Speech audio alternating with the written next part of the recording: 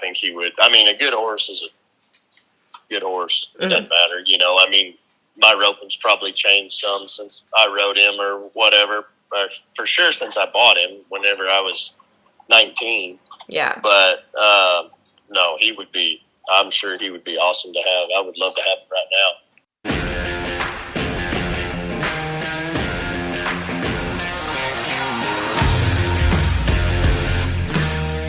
This is Chelsea Schaefer, and this is Season 4 of The Score. You all have listened to this podcast 750,000 times, and we are here in Season 4 to bring you even more of what you love.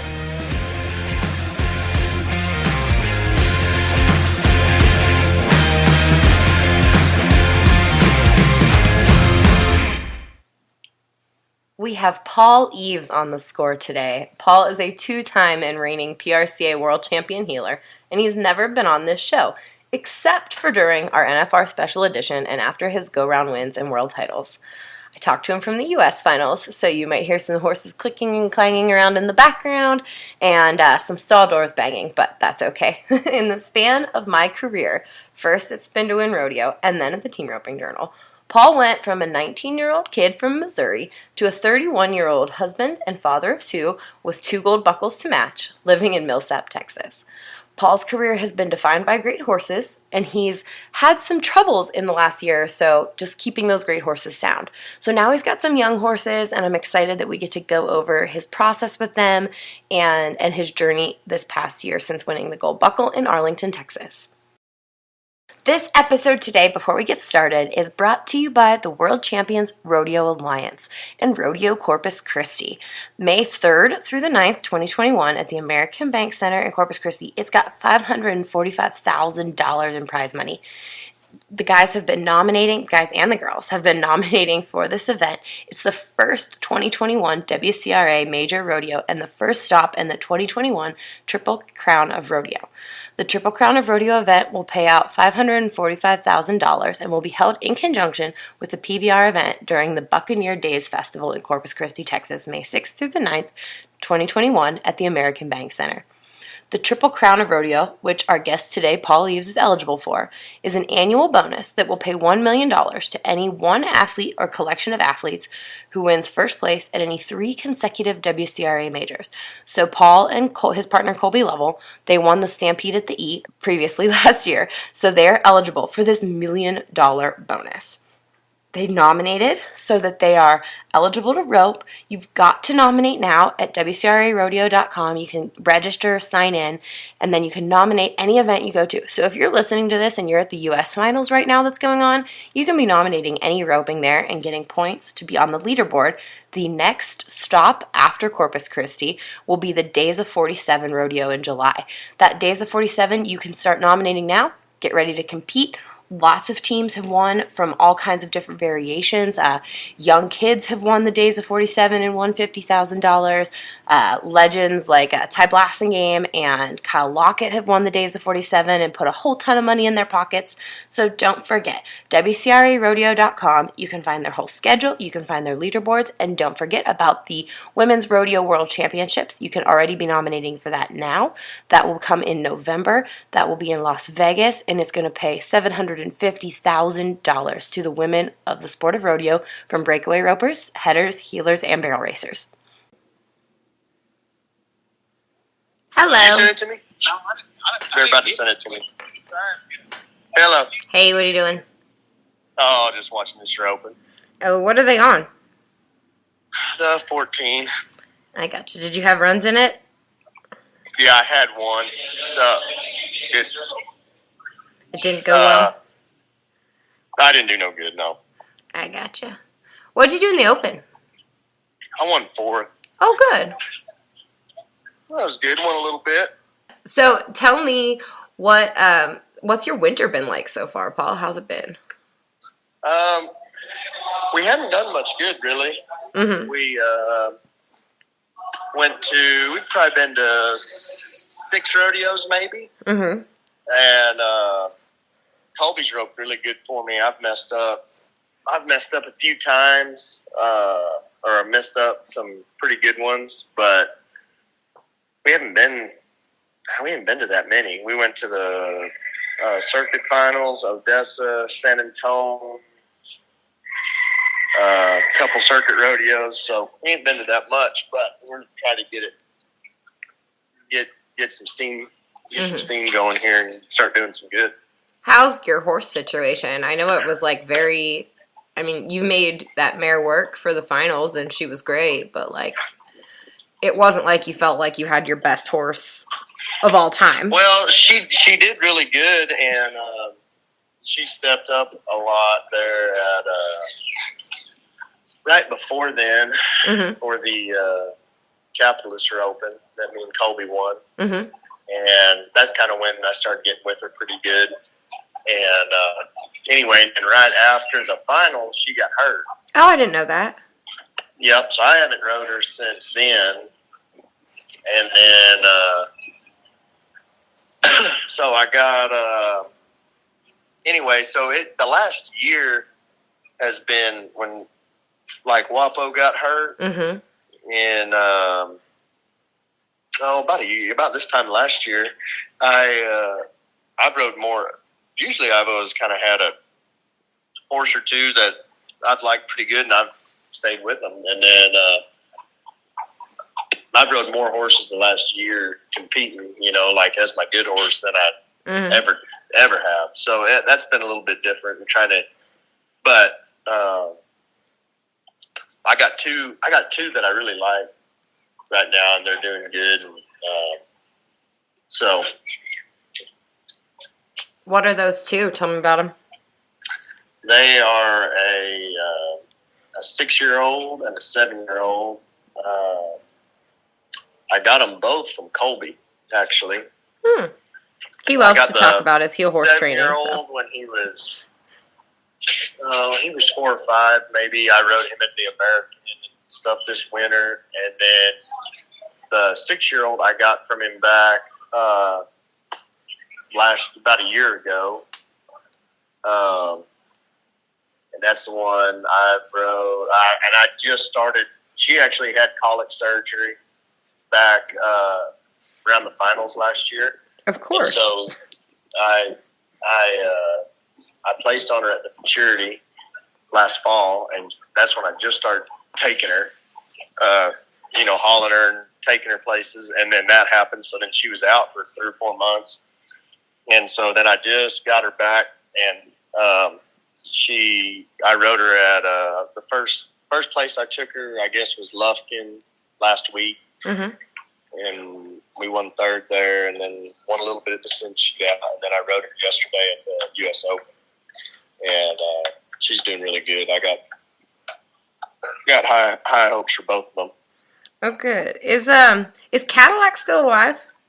Yep, he's actually about 5 miles down the road from my house. The guy that feeds for us, he's got an old retired mare turned out there at his place, and he lives there with her.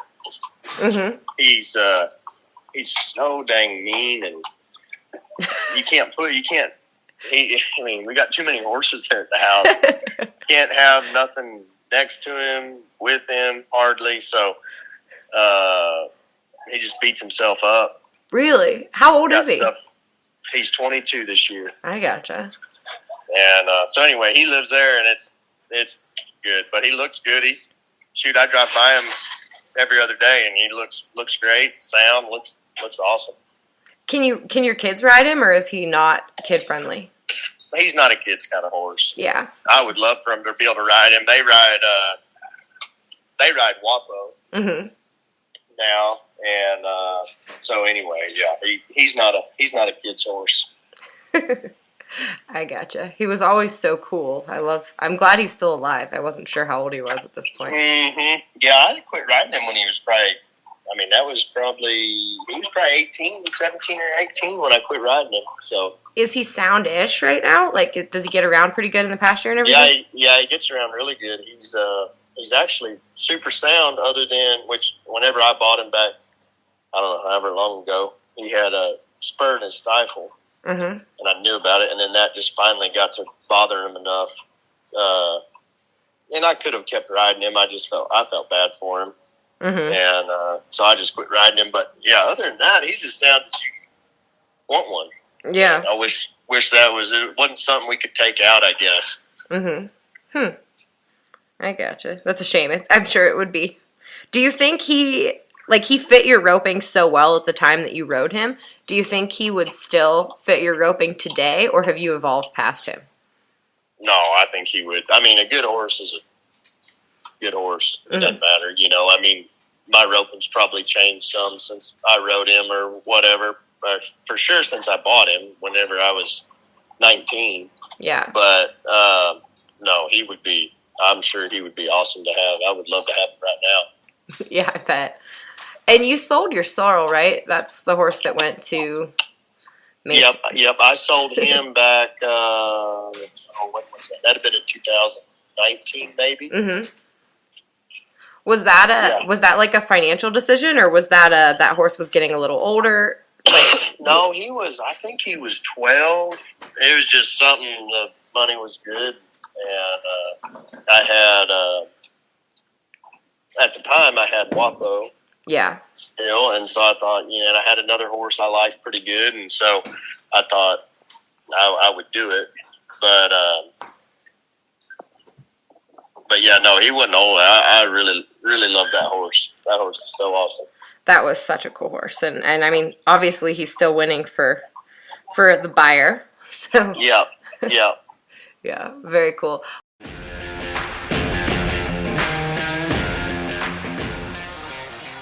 Okay, we're going to take a break from this interview to talk about our sponsors, the World Champions Rodeo Alliance, the WCRA.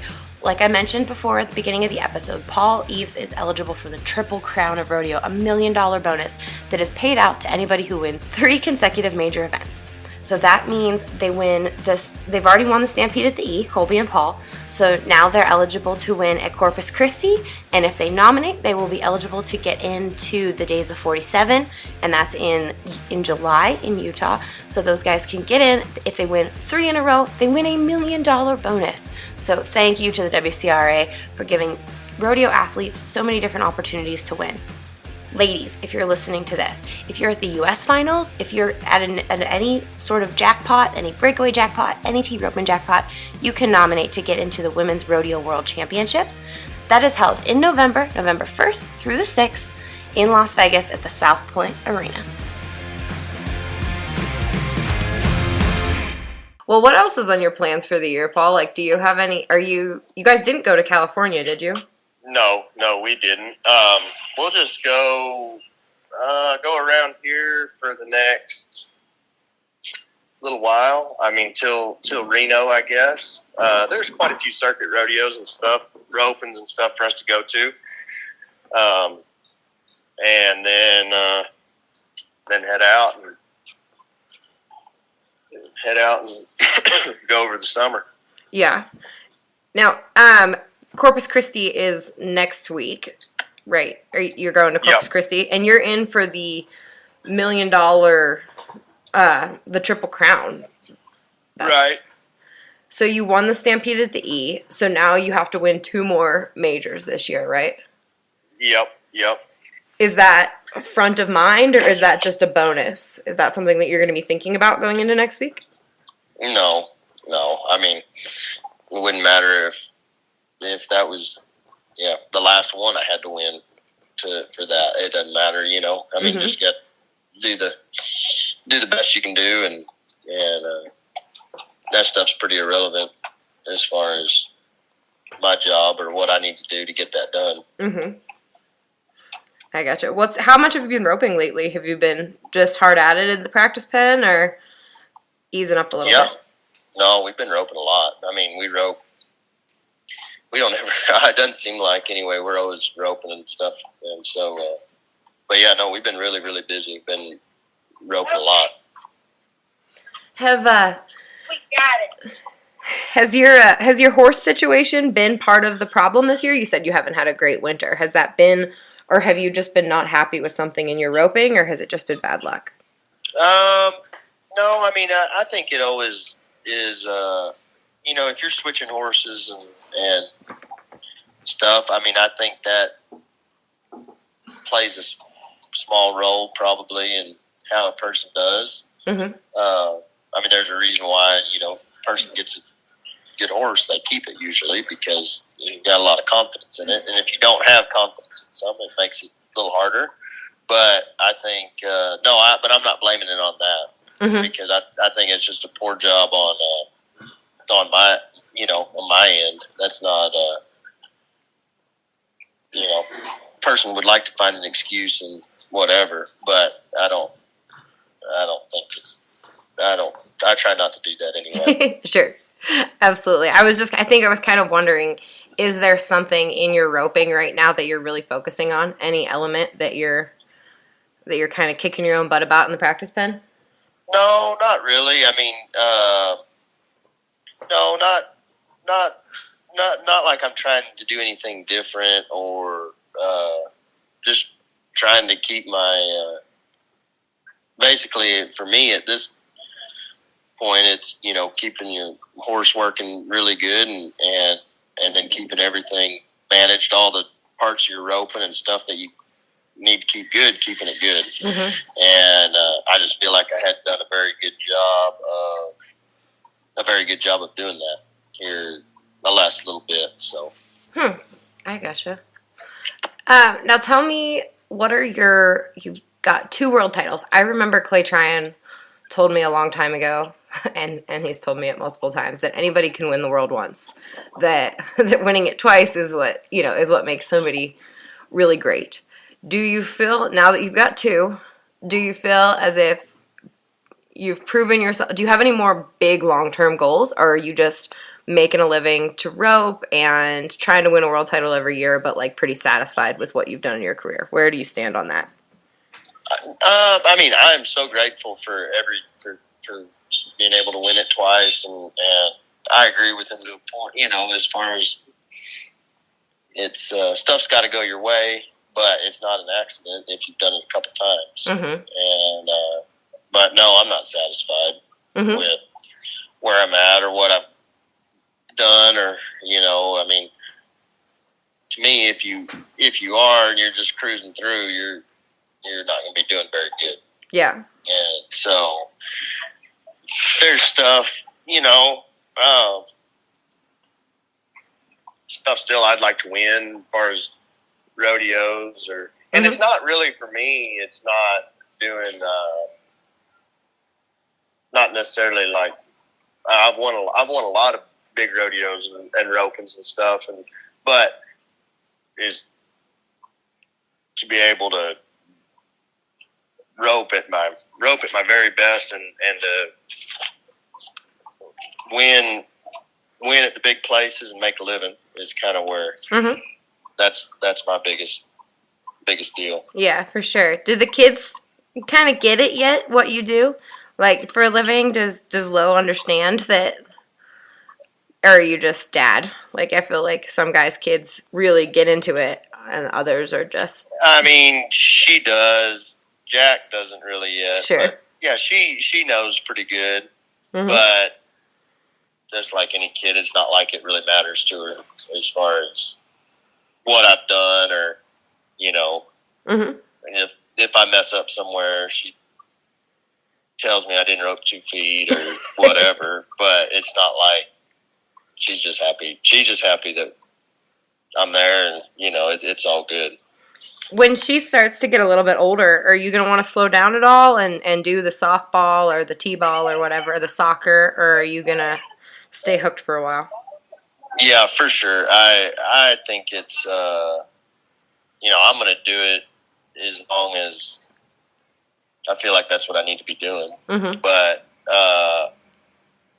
I think back of when I was a kid and a lot of other kids too, I mean, growing up, I mean, all the stuff that you wanted to do, or whether it was junior rodeos or sports or whatever, it was about us and our parents. My parents were there. And so anyway, yeah, I want to be the same. I want to do that too. When it comes time for them to take the main, to take the spotlight, I want to be able to do that for them.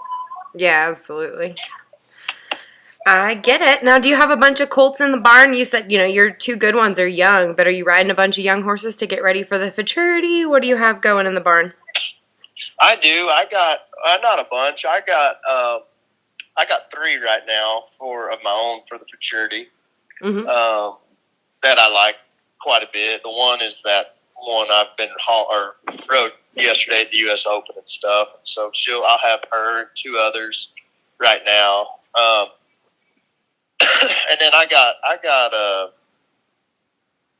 a bunch of other horses of my own, just different spots and different places. And so yeah, it's pretty busy around there.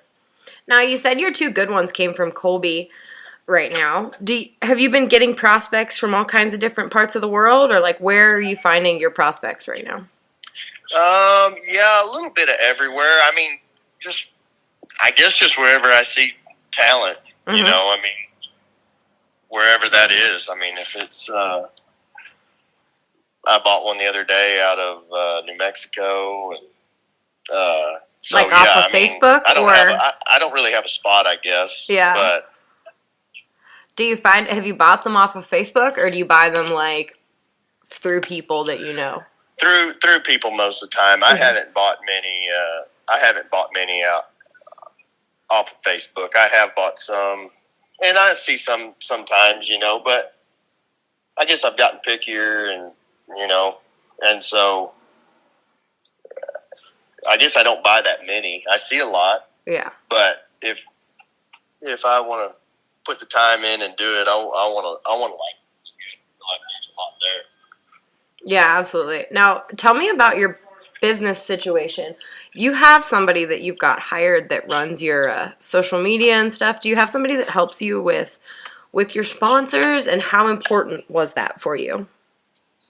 Yes, there's a lady that helps me and posting all my stuff on social media, and that's been huge because I'm terrible with that. And so a lot of the contracts and stuff that our sponsors that we have that's part of the, they're not as worried about a patch anymore. On your shirt, they want, social media stuff.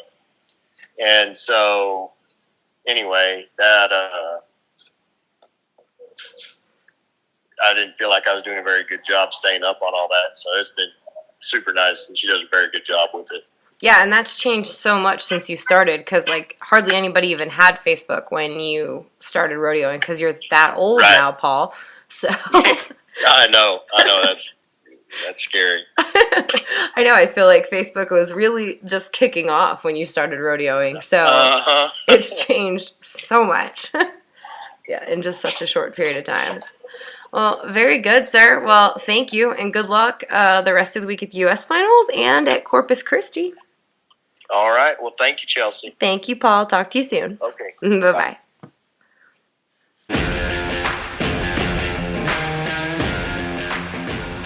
Thanks again to our partners at the WCRA Rodeo for bringing us this interview with Paul Eaves. Like I said, he's eligible for the Triple Crown of Rodeo, $1 million bonus if he wins these next 2 majors between Corpus Christi and Days of 47. This is something the WCRA is doing for rodeo athletes. Check it out, WCRArodeo.com.